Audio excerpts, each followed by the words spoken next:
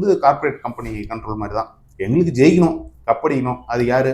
ஹர்திக் பாண்டியா வேணுமா? அங்கே போய் குஜராத்துக்கு கப்படிச்சு கொடுத்துருக்காரா? ரைட்டு, அவரை திரும்பி கூட்டுவா, அவனை போடு. ஆர்சிபிலேருந்து இப்போ பிடிக்கிட்டு வந்த வில் ஜாக்ஸ் இருக்காரு, ரிக்கில்டன் இருக்காரு, left hand batsman, south African opening batsman, நல்லா ஆடுறாப்புல, நிறைய செஞ்சுரிஸ்லாம் அடிச்சிருக்காரு அந்த பையன். அது திலக் வர்மா, ரோஹித் சர்மா, ஹர்திக் பாண்டியா, யார் வேணும்? பவுலிங்கில் உங்களுக்கு வந்து போல்ட் வந்துட்டாரு திரும்ப. மும்பை இந்தியன்ஸ்லாம் எப்பயுமே குறை சொல்லவே முடியாது. கண்டிப்பாக அவங்க செமிஃபைனல் வரலும் வரதுக்கு வாய்ப்பு 100% இருக்குது. செமி ஃபஸ்ட்டு ஒரு 5 மேட்ச்சு சாமி விட்டுருவாங்க, நம்ம கெத்து சொல்கிற மாதிரி. இந்த தடவை அப்படி விட்டாங்கன்னா மீண்டு வர்றது கஷ்டம். ஏன்னா நீ இப்போ எல்லா டீமே ஸ்ட்ராங்காக இருக்குது. 10 டீம் வீக்னஸ்லாம் இல்லை தம்பி, நம்ம பசங்களுக்கு 2 பேர் தான் விட்டுட்டோங்கிறதா நம்ம வருத்தம். யார் நம்ம லவபிள் மும்பை இந்தியன்ஸ் கேப்டன்லாம் மாறிட்டே இருக்காங்க. டீம் கொஞ்சம் வெயிட்டே எடுத்திருக்காங்க இந்த டைம். எப்படி பாக்குறீங்க? வெயிட்னா இதுல அளவுல சொல்றீங்களா, எப்படி சொல்றீங்க? ஸ்ட்ரென்த். ஆமா, டீம் நல்ல டீம் தான். என்ன கேப்டன்ஷிப் தான் ஒரு நாளைக்கு ஒரு தடவை மாத்திட்டே இருக்கிறாங்க. என்ன கப் அடிக்கும் போது போல்ட் இருந்தாங்க அப்ப, போல்ட் மறுபடியும் எடுத்திருக்காங்க. அதெல்லாம் ஓகே தான்.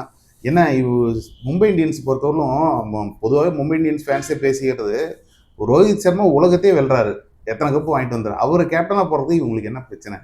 அது ஒன்று தான் எனக்கு. இப்போ ஹர்திக் பாண்டியா போட்டாங்க, அப்புறம் ஏதோ ஒரு காரணத்துக்காக இப்போ ஸ்கை தான், சூரியகுமார் யாதவ் தான் கேப்டன்ஷிப் பண்ணணும்னு சொல்லியிருக்காங்க. அது ஒரு கார்பரேட் கம்பெனி மாதிரி தான் நடத்துகிறாங்க மும்பை இந்தியன்ஸ். நான் இதை தப்பாக சொல்லவில்லை. அது அவங்க நேர்மையாக அவங்க எப்படி டீம் என்ன செய்யும் அப்படின்னு பார்க்குறாங்க. ஆனால் நம்மலாம் வந்து சிஎஸ்கேலாம் சென்டிமெண்ட்டாக தோனி விளையாடுறவங்களும் விளையாட்டுங்க, நாங்கள் ஒரு வெளியெல்லாம் சொல்ல மாட்டோம் அப்படிங்கிற மாதிரி நம்ம கண்ட்ரோலில், தோனி கண்ட்ரோல்லையும் பிளேயர்ஸ் கண்ட்ரோல்லையும் இருக்கும். ஆனால் அது வந்து கார்பரேட் கம்பெனி கண்ட்ரோல் மாதிரி தான். எங்களுக்கு ஜெயிக்கணும், கப்படிக்கணும். அது யார்?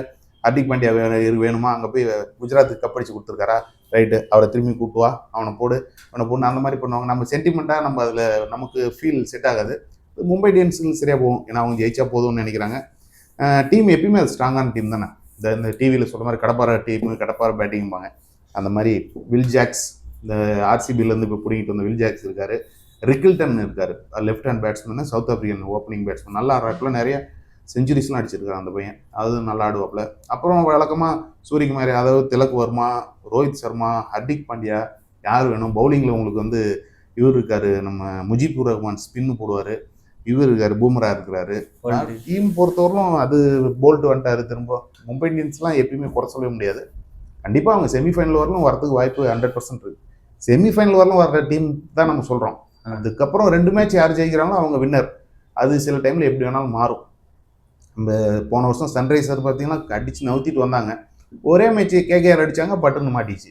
அந்த மாதிரி செமிஃபைனல் வரலும் நம்ம சொல்லலாம் இந்த மும்பை இந்தியன்ஸ் இந்த மாதிரி டீம் வரதுக்கு வாய்ப்பு இருக்குன்னு சொல்லலாம். ஆனால் இந்த ஃபஸ்ட்டு கேப்டன்ஷிப் இல்லாமல் அந்த தடுமாறி எப்பயுமே வரலாற்றுப்படி மும்பை இந்தியன்ஸ் ஃபஸ்ட்டு ஒரு 5 மேட்ச்சு சாமி விட்டுருவாங்க, நம்ம கெத்து சொல்கிற மாதிரி.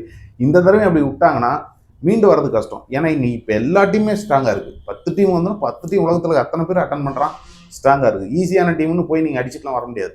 பஞ்சாப்லாம் முகமூடி மாட்டுற மாதிரி ஒவ்வொரு வருஷம் ஒவ்வொரு 10-11 பேர் மாறிக்கிட்டே இருக்கிறாங்க. அதனால் ஃபஸ்ட்லேயே இந்த கேப்டன்ஷிப் பிரச்சனைலாம் இல்லாமல் அவங்க ஒரு 4-5 மேட்ச் ஜெயிச்சிட்டாங்களா கண்டிப்பாக செமிஃபைனல் வராங்க, அது எந்த சந்தேகமும் கிடையாது. வீக்னஸ் என்னன்னு பார்க்குறீங்கன்னா? வீக்னஸ்லாம் இல்லை தம்பி, நம்ம பசங்களுக்கு 2 பேர் தான் விட்டுட்டோங்கிறதா நம்ம வருத்தம். யார்? நம்ம சாண்ட்னரையும் தீபக் சகாரையும் விட்டுட்டோம். தீபக் சகாரை எப்படியும் ஒரு 4 மேட்ச் போட்டு முதுகு பிடிச்சிட்டு உட்காந்துக்குவாப்பில், அது ஒன்றும் பிரச்சனை. சாண்ட்னர் இப்போ வேர்ல்டு லெவலில் இப்போ பார்த்தீங்கன்னா ஃபார்ம் கொண்டாரு. அவர் ஜடேஜாட்டிருந்து எப்படி நான் ஸ்லோவாக பேட்ஸ்மேனை ரீட் பண்ணி போடுறதுன்னு கற்றுக்கிட்டேன்னு சொல்லியிருக்காரு. பேட்டிங்கும் நல்லா பண்ணுவார் சாண்ட்னர். கன் ஃபீல்டர் உங்களுக்கே தெரியும். நம்ம சென்னை மாதிரி பிச்சில் ரொம்ப யூஸ்ஃபுல்லாக இருக்கும். மும்பை மாதிரி பிச்சில் சாண்ட்னர் கூட அடிச்சிடலாம். இருந்தாலுமே பார்த்தீங்கன்னா அங்கே சாண்ட்னரும் இவரும் முஜிபுர் ரஹ்மான் 2 பேருமே நல்லா பண்ணுறதுக்கு வாய்ப்புகள் இருக்குது. மும்பைக்கு பிரைட் சான்சஸ் இருக்குது. கோச்சர் புதுசாக வந்துருக்காங்க, ரிக்கி பாண்டிங் வந்துருக்காங்க. ஆமாம், ரிக்கி பாண்டிங் எல்லாம் கோச்லாம் ஒரு பேருக்கு தாங்கண்ணே.